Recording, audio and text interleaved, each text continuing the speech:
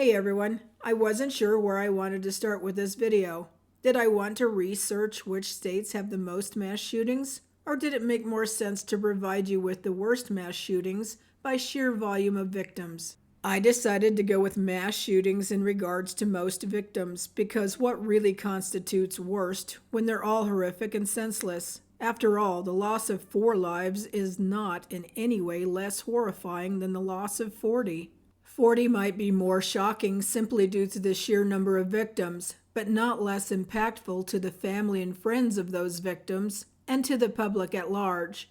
They affect us all equally, I believe. So what constitutes a mass shooting? The Gun Violence Archive defines a mass shooting as any incident in which at least 4 people are shot or killed with a gun. As of September the 21st, 2023, and I'm being very specific with the date because there are mass shootings almost daily in the U.S., so by the time this video is published, the number will likely increase. There have been 501 mass shootings in the United States. In 2022, there were a total of 645 mass shootings in the United States. Like many, I consider gun violence a public health concern, especially since many of these mass shootings have been linked to mental illness. I will not go into whether I believe there should be stricter gun laws. Everyone has their own opinion in that regard, but I will say I believe we need better, much better, access to mental health services.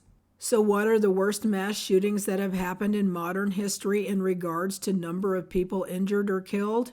Here I'll list the 6 worst mass shootings in regards to numbers in recent history. Number 6. Luby's Massacre, Killeen, Texas, October 16, 1991. 23 fatalities, 27 injured, 50 total victims. On October 16, 1991, 35-year-old George Jojo Hinnard crashed his blue Ford Ranger through a plate glass window of Luby's Cafeteria in Killeen, Texas during the lunchtime rush. According to survivors, Hinnard shouted, "This is what Bell County has done to me." He then executed 15 of his 23 victims, many of whom were women, at point-blank range, and continued to shout, "Viperous women," and "payback time." He began circling the dining room, and in 12 minutes he fired a total of 80 rounds from 2 9mm handguns, killing 23 people and injuring more than 20 others before police arrived. After a brief battle with police officers and a Texas Department of Public Safety officer, Hinnard shot himself in the head near the women's bathroom.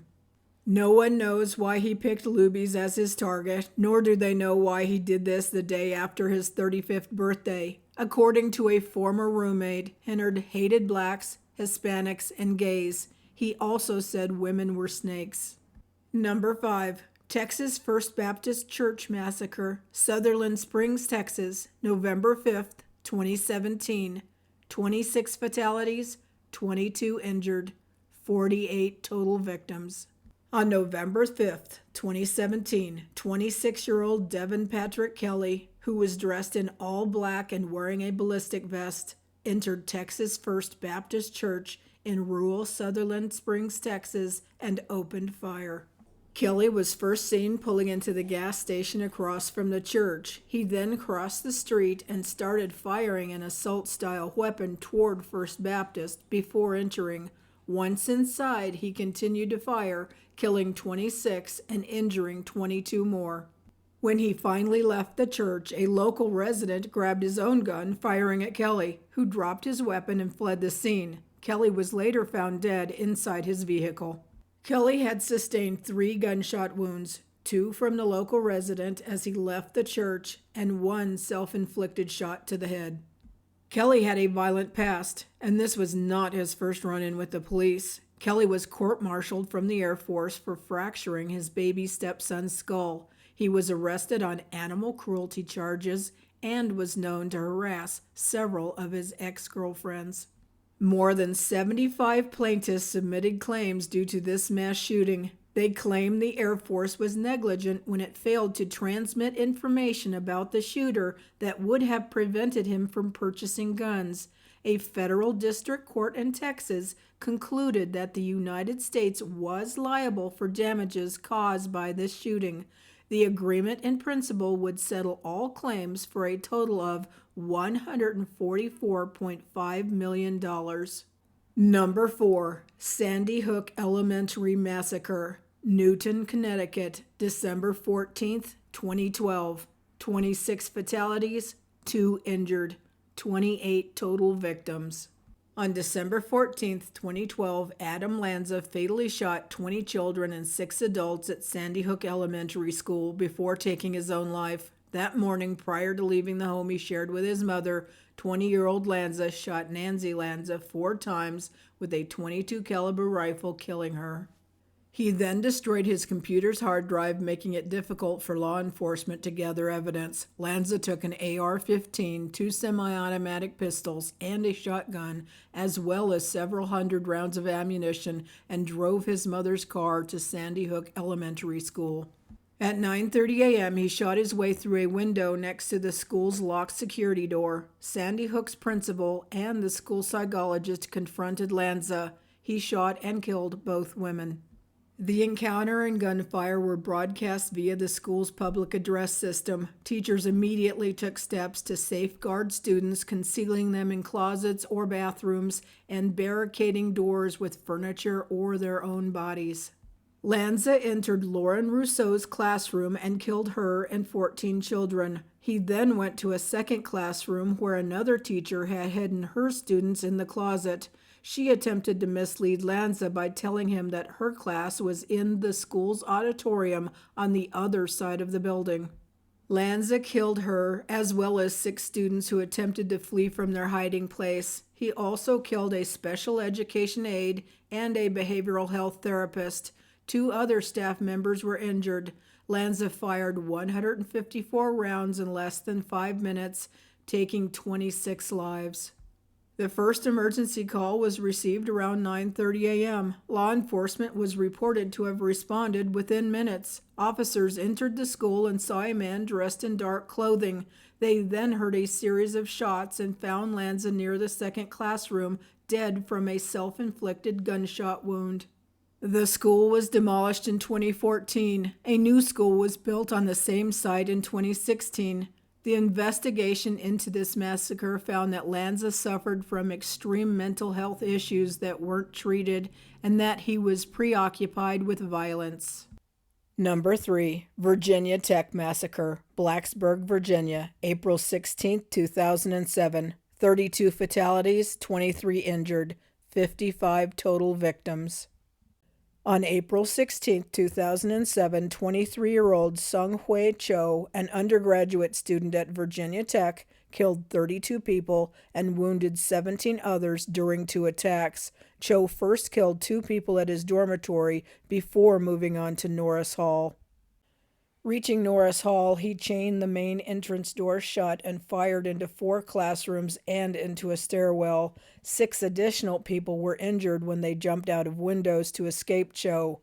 As police stormed Norris Hall, Cho fatally shot himself in the head. Days after the shooting, NBC News received a package from Cho that contained a video of him ranting about rich brats and complaining about being bullied. Through much of his school years, Cho received therapy and special education support due to his selective mutism and severe depression. However, when he enrolled at Virginia Tech, officials were unaware of Cho's mental health background due to privacy laws. In 2005, 2 female students accused Cho of stalking them. An investigation was performed and Cho was declared mentally ill and ordered to attend treatment. Unfortunately, he was allowed to purchase guns because he was not institutionalized. The shooting prompted the state of Virginia to revamp their laws that allowed persons deemed mentally unsound to purchase handguns. Number 2. Orlando Nightclub Massacre, also called Pulse Nightclub Shootings, Orlando, Florida, June 12, 2016. 49 fatalities, 53 injured, 102 total victims. In the early morning of June 12, 2016, Omar Mateen opened fire and took hostages at Pulse, an LGBTQ-friendly nightclub in Orlando, Florida. He killed 49 people and wounded dozens. Prior to this, in May 2013, Mateen was declared a person of interest by the FBI because he proclaimed to have ties to al-Qaeda. The investigation ended with no charges being filed. A second investigation took place in 2014 when his associate became a suicide bomber for terrorists in Syria. This second investigation also ended with no charges being filed. Unfortunately, Mateen held a Florida gun license, and on June 4, 2016, he bought a semi-automatic assault rifle. The following day, he bought a 9mm semi-automatic pistol. Both weapons were used in the attack on Pulse. Just after 2 a.m. on June 12th, more than 300 people were inside the club when Mateen opened fire near the entrance. Adam Gruler, an off-duty Orlando police officer and Pulse security guard, immediately engaged in a gun battle with Mateen before withdrawing because of Mateen's superior firepower. Gruler requested assistance, and within minutes additional police and emergency personnel arrived. Police officers, several of which had SWAT training, entered the club through a broken window and exchanged fire with Mateen. Approximately 10 minutes had lapsed since Mateen started shooting, and while many patrons had escaped, dozens had already died or were trapped inside the club. Over the next 20 minutes, as Mateen moved through the club, many inside called 911. At 2:35 a.m., Mateen himself called 911, at which point he professed his allegiance to the Islamic State. Mateen spoke with negotiators 3 times for a total of 28 minutes, while many gravely wounded victims remained inaccessible to rescue personnel. Police officers eventually succeeded in removing an air conditioning unit from the exterior wall, which allowed a handful of survivors to escape. These survivors told police that Mateen planned to use bomb vests on hostages.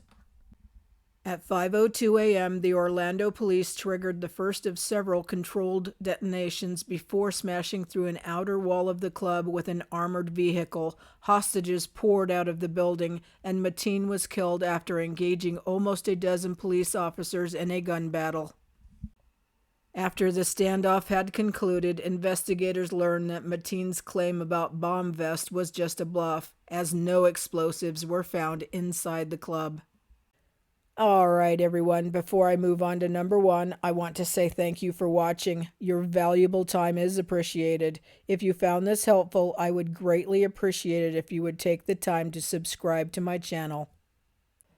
And number 1, by far the worst mass shooting in regards to number killed and injured, and the one that touched my life in the most personal way, as I know 3 people who were there, is the Las Vegas Strip Massacre, October 1st, 2017, 58 fatalities, 546 injured, 604 total victims.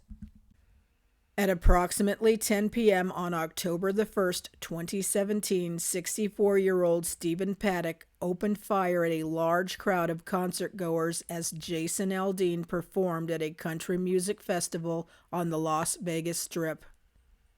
Paddock executed the mass shooting from his 32nd floor room in the Mandalay Bay Resort across from the festival. In the initial shooting, he killed 58 people and injured 546 more. 2 other people died later from shooting-related injuries. Paddock took his own life before law enforcement officers could break down his hotel room door. Reports indicated that police found 23 guns inside his hotel room and 24 more at 2 of his homes. The 10-minute massacre unfolded on the final night of the 3-day Route 91 Harvest Music Festival, where Paddock unleashed a barrage of bullets into the crowd of 22,000 people. While no clear motive was determined by the FBI, there are those that believe Paddock, a high-stakes gambler, may have been resentful over how casinos treated him and other high rollers. According to one of Paddock's fellow gamblers who was interviewed by the FBI, Paddock had been banned from 3 casinos he frequented in Reno, Nevada. Unknown to Mandalay Bay employees, Paddock used a private service elevator, a benefit of being a high roller, to transport multiple suitcases filled with the guns he used in the massacre to his comped $590 suite. Those interviewed by the FBI described Paddock as a strange introvert who never made eye contact and only wanted to talk about gambling. Alright everyone, that's it for this video. Thank you for watching. Peace, positivity, kindness.